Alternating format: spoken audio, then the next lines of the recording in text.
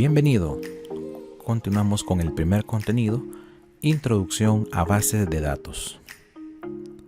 Para iniciar, estaremos viendo primero cuál es el concepto de base de datos. Iniciamos con ello. Una base de datos es una colección de información organizada de tal modo que sea fácilmente accesible, gestionada y actualizada.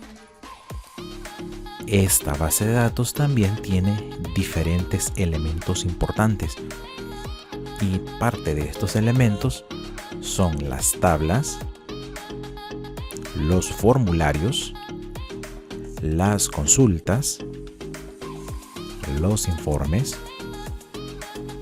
los módulos y las macros. Todos estos elementos conforman una base de datos de manera general. Nosotros estaremos trabajando primero con la parte de tablas, que es la parte que nos interesa en este momento. Las tablas tienen dos componentes importantes, que son los campos y los registros. En este ejemplo, los campos pertenecientes a esta base de datos los vamos a conocer por un solo tipo de categoría informativa de datos.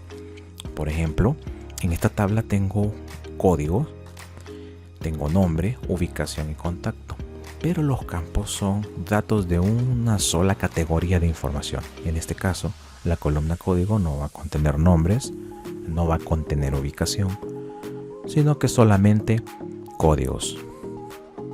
Caso contrario con los registros. Los registros son la combinación de todos los campos.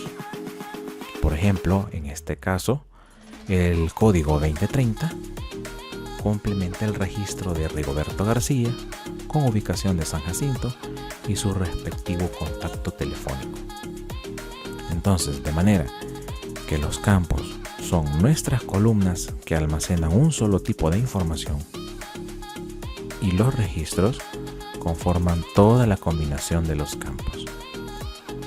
Algo importante también dentro de las funciones de base de datos es que podemos observar unos números en color rojo, el cual me está indicando dentro de esa matriz o de esa base de datos la posición de cada una de las columnas.